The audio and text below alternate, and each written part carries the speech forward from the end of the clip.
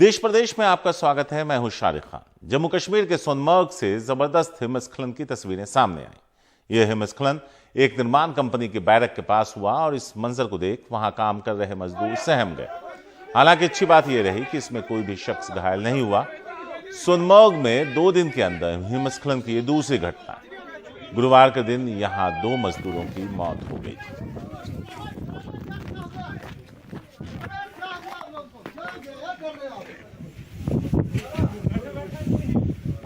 चलो चलो ठीक है, सब सेफ है, कोई बात नहीं, टेंशन नहीं। पूरा रेस्क्यू टीम इधर बैठा है।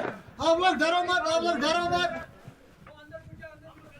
डरने की राजस्थान में फिर ठंड बढ़ी है। माउंट आबू, फतेहपुर, चुरू में तापमान 10 डिग्री तक गिर रहा है। हालात ये हैं कि सीजन में पहली बार रेगिस्तान में बर्फ जम गई। बीकानेर में भी तापमान 1 डिग्री तक पहुंच गया।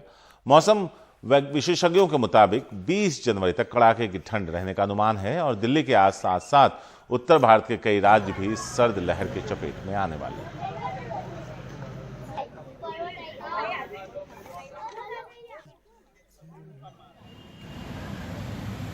दिल्ली में रहने वाले 63 साल के सफाई कर्मचारी रफीक राजधानी में लगभग 8 साल से सबसे लंबी चलने वाली सर्द लहर के लिए तैयारी कर रहे हैं। के सहारे हम रहते, इसी के सहारे ही है।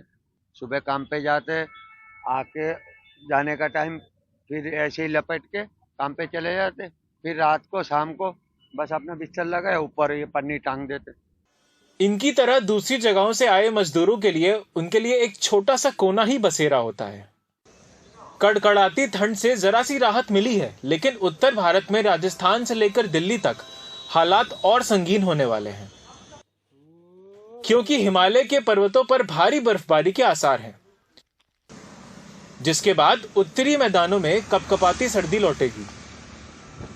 मसलन दिल्ली में पारा 0 से 2 डिग्री तक गिर सकता है, जो कि सामान्य से 3 डिग्री कम होगा। टेम्परेचर आने वाले दिनों में रिकॉर्ड तोड़ तापमान तो नहीं होंगे।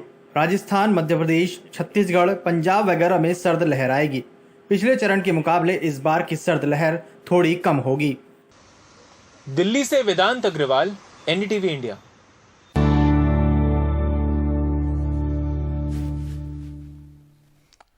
पीएम नरेंद्र मोदी आज सिकंदराबाद से विशाखापट्टनम के बीच चलने वाली वंदे भारत एक्सप्रेस को हरी झंडी दिखाएंगे। ये ट्रेन 2 तेलुगु भाषी राज्यों तेलंगाना और आंध्र प्रदेश को जोड़ेगी। ये ट्रेन लगभग 700 किलोमीटर की दूरी तय करेगी। प्रधानमंत्री वंदे भारत ट्रेन को वीडियो कॉन्फ्रेंसिंग के जरिए हरी झंडी दिखाएंगे। आपको बता दें, देश में चलने वाली यह 8वीं वंदे भारत ट्रेन है।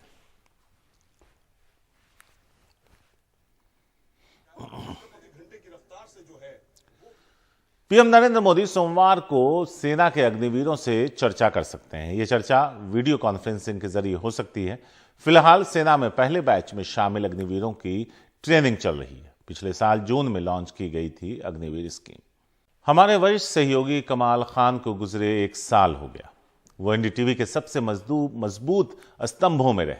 हिंदी पत्रकारिता की सबसे नफीस और भरोसेमंद आवाजों में एक। उनका जाना हिंदी पत्रकारिता में ऐसा शून्य पैदा कर गया जिसे कभी नहीं भरा जा सकता। 1 साल बाद अपने अनन्य सहयोगी को हमारी श्रद्धांजलि।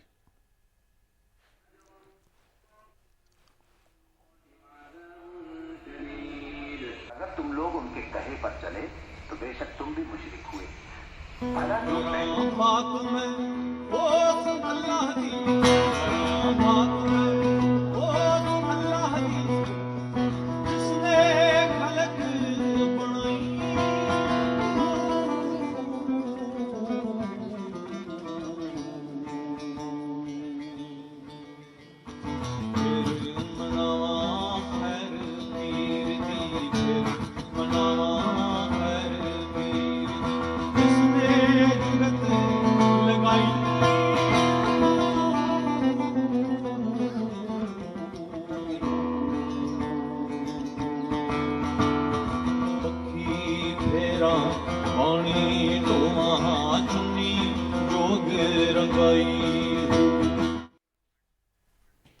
और अब खबर ऑटो एक्सपो से जुड़ी हुई।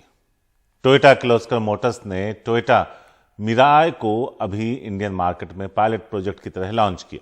हाइड्रोजन फ्यूल सेल पर चलने वाली इस कार को फ्यूचर कार क्यों कहा जा रहा है, बता रहे हैं हमारे सहयोगी रवीश रंजन शुक्ला। ये देश की पहली हाइड्रोजन से चलने वाली कार है जो कि टोयोटा मिराई गाड़ी है और इसको नितिन गडकरी ने अभी कुछ दिन पहले ही चलाया था और ये अभी कॉन्सेप्ट कार है, यानी 2025 के बाद में इस कार को लॉन्च किया जाएगा। इसको कहते हैं फ्यूल सेल इलेक्ट्रिक ये व्हीकल है जो हाइड्रोजन से चलती है और इसमें हाइड्रोजन के 3 टैंक होते हैं और ये वातावरण से ऑक्सीजन लेती है और इसके बाद में ऑक्सीजन हाइड्रोजन के टैंक में जाता है और फिर एक रिएक्शन होता है और जिससे बिजली पैदा होती है और फिर ये बिजली से ये कार चलती है। हालांकि अभी जो है वो जो सरकार ने ये कहा है कि जो कार्बन फुटप्रिंट को कम करना है उसी के तहत ये सारी जो टेक्नोलॉजी है वो अलग अलग तरीके से यहाँ पर ऑटो एक्सपो में डिस्प्ले की गई है। अभी हमने आपको फ्लेक्सी फ्यूल के बारे में बताया, वो भी जो कार्बन फुटप्रिंट है उसको कम करने की एक ईंधन है और ईवी मॉडल है और हालांकि ये भी ईवी गाड़ी आप बोल सकते हैं, लेकिन इसमें जो ईंधन प्रयोग होगा वो हाइड्रोजन के तौर पर प्रयोग होगा। अब ग्रीन हाइड्रोजन कैसे बने इसके लिए भी सरकार कोशिश कर रही है और अभी फ़िलहाल जो है वो उस तरीके से ग्रीन हाइड्रोजन कोई बनाने का हमारे पास में पंप नहीं है, लेकिन सरकार का ये कहना है कि आने वाले कुछ सालों में इस तरह की आपको तमाम सारी जो गाड़ियां हैं वो सड़कों पर चलती दिखाई देंगी। ये जो एक और ख़ास बात मैं आपको इस हाइड्रोजन कार के बारे में बताना चाहूँगा कि आम तौर पर जो है वो जो धुआं है वो गाड़ी से निकलता है, लेकिन ये जो गाड़ी है ये चूँकि ऑक्सीजन लेगा वातावरण से और फिर हाइड्रोजन के साथ में रिएक्शन होगा केमिकल और फिर उससे जो बिजली जनरेट होगी उससे कार चलेगी और पानी जो है इसका एक बायो प्रोडक्ट के तौर पर जो है वो पानी बाहर निकलेगा। तो ये एक बहुत ही यूनिक मॉडल है और ये देश की पहली हाइड्रोजन कार है। तो इसी के चलते आप देख सकते हैं कि बहुत सारा जो उत्सुकता है वो लोगों के अंदर है। अभी तक नितिन गडकरी ने इसका प्रयोग किया है, अभी ये कॉन्सेप्ट कार है तो अभी फ़िलहाल जो है वो उसको डिस्प्ले यहाँ पर किया गया है कि इस कार के ज़रिए टेक्नोलॉजी को प्रदर्शित करने की टोयोटा की कोशिश है। ऑटो एक्सपो से प्रेम सिंह के साथ रवीश रंजन शुक्ला, एनडीटीवी इंडिया। दिल्ली में 12वें राष्ट्रीय फूड फेस्टिवल का आयोजन किया गया है। इसमें देश भर के राज्यों से स्ट्रीट वेंडर्स अपने राज्य के खाने का जायका लेकर दिल्ली पहुंचे। प्रखर श्रीवास्तव की ये रिपोर्ट देखिए। मैं इस वक्त हूँ नेशनल स्ट्रीट फूड फेस्टिवल में। ये इसका 12वां एडिशन है। वैसे तो हर साल यहाँ पे ये इवेंट होता था, लेकिन 2 साल से कोविड के चक्कर में ये रुक गया था। क्या ऐसा अलग है और क्या ऐसा यहाँ पे यूनिक है जो आपने शायद नहीं देखा होगा? आइए देखते हैं। हमारी पहली स्टॉल है महाराष्ट्र के पुणे की। महाराष्ट्र में जैसा आप जानते हैं कि वड़ा पाव, मिसल पाव काफ़ी मशहूर हैं। आइए देखते हैं और इनसे भी जानते हैं कि ऐसा क्या है स्पेशल, ये क्या बना रहे हैं, कैसे बना रहे हैं। आइए जानते हैं। सर, अपना नाम बताइए सबसे पहले। मैं पुणे से दीपक मोहिते। मैं पुणे में स्ट्रीट वेंडिंग करते हैं हम दोनों मियाँ बीबी। तो ये यहाँ पे क्या क्या है? ये वड़ा पाव है? ये वड़ा पाव है। ये वड़ा पाव है। अच्छा, ये दाल भाजी है। ये दाल भाजी चना और मूंग दाल मिक्स रहता है और उसमें इमली की चटनी और तीखी चटनी, चिली चटनी रहती है।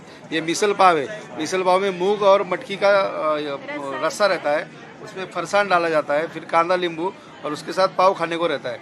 ये मिसल पाव, ये हेल्दी फूड है। सुबह सुबह महाराष्ट्र में सुबह खाया जाता है, सुबह से 4 बजे तक खाया जाता है। घूमते घूमते हम एक ऐसी स्टॉल पे आए हैं जो हैदराबाद की है और यहाँ पे कुछ अलग मिल रहा है। यहाँ पे मिल रहा है पत्थर का गोश्त।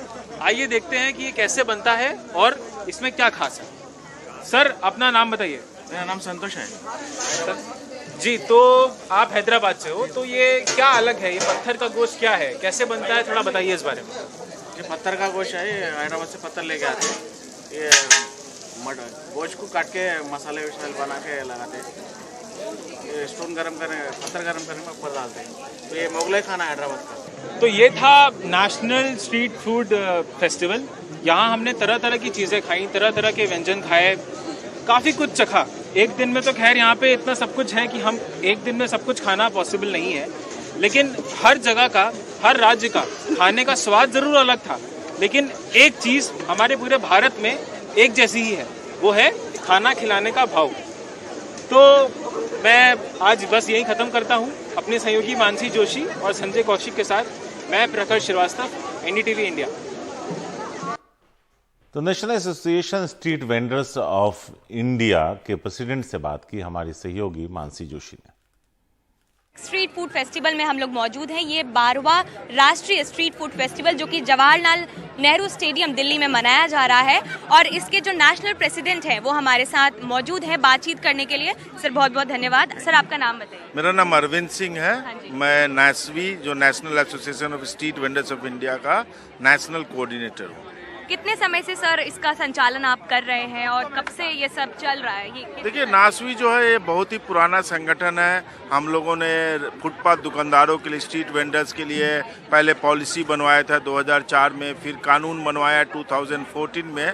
मगर हमें, चूँकि हमारा जो मेंबरशिप है उसका 30% फूड वेंडर्स हैं, तो उनका ये सजेशन था कि एक ऐसा फेस्टिवल करते हैं जिसमें हम अपनी बातों को सोसाइटी के पास, सरकार के पास और अच्छे बेहतर तरीके से रख सकते थे। इसीलिए ये फूड फेस्टिवल का आइडिया आया और एक छोटे सा रूप में स्टार्ट हुआ, और आज चूँकि 3 साल तक कोविड के कारण हम लोग कर नहीं पाए, तो ये हमारा 12वां नेशनल स्ट्रीट फूड फेस्टिवल है। और दुनिया में कहीं भी इस ढंग का अनोखा स्ट्रीट फूड फेस्टिवल नहीं होता है, और हम लोग तो मानते हैं कि वर्ल्ड का लार्जेस्ट फूड कार्निवल है।